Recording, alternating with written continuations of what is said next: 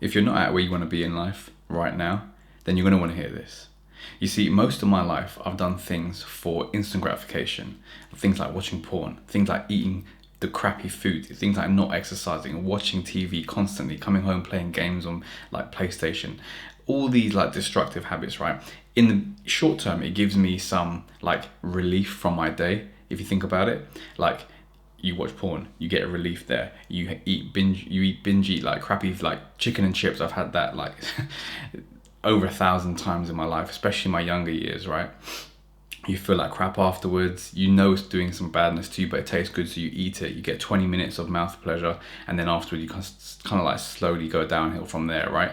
And then internally, it's only bad from the jump, right? Same thing with like coming home, watching TV after a day's work, when you know at the back of your mind you should be working on that business or setting up that business or even thinking about something to get out of your current situation that you hate so much, right? There's all these things going on. But then a very, very, very successful man once told me that the difference between those who will stay broke and average and those who are successful is the difference between those who can delay their gratification, those who can put off the good feeling. So let's just say you exercise. That doesn't in the moment, it may not feel that great, right? You feel like, oh, I don't want to do this. But later, when you like finish that workout, you feel great. The next day you feel fantastic because you've got more energy and you've got more vitality in you.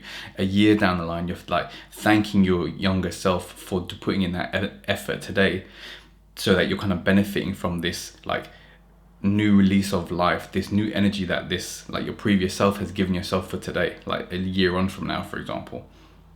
All these things accumulate, right? And the same thing with like, let's just say you come home from work and you are just tired, you want to like watch Netflix and just chill on the sofa, maybe smoke a zoot, have some alcohol, have some takeaway food, all this rubbish, right? You want to go like back upstairs before you go to bed, watch porn before you go to sleep, all these different things. Whereas if you took the 2 hours before you go to bed, for example, so you come home, you put your clothes down, play with your kids, you like do some like you can chill out for a little bit, that's fine, have talk with your wife, eat some food. But then for the last 2 hours before you go to bed, you tell to your family, all right, I don't need any distractions right now, I need to work, okay?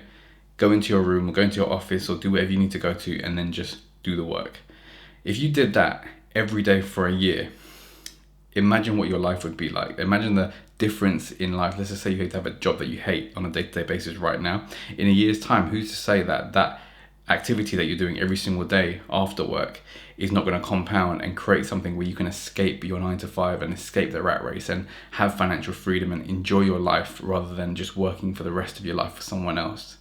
This is all possible with delayed gratification.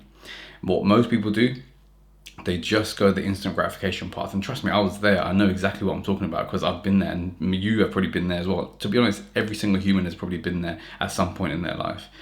And you can still get like small little indulgences nowadays. Like you can go to a shop and get a chocolate cake, for example, after a meal because you've like had a fantastic meal, or a glass of wine or a bottle of wine, or have a drink every now and then, right?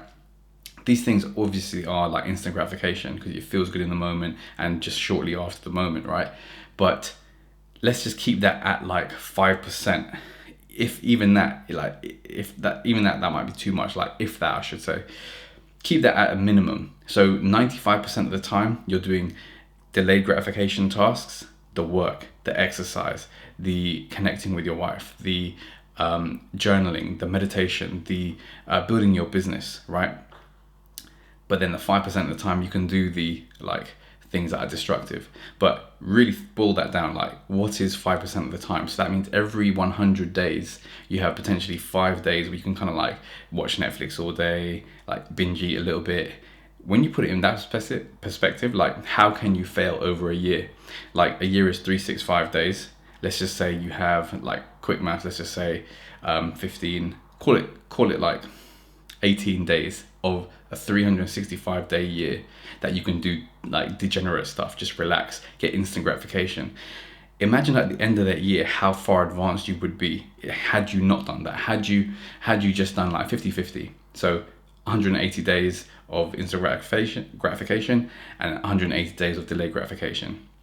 At the end of the year, you probably won't even see the difference, right? But if you did it like what I said previously, the 95%, the 5%, imagine how far you're going to advance. in all areas of your life, your relationship, your wealth, your fitness, your exercise, you're feeling good about yourself constantly, like everything compounds.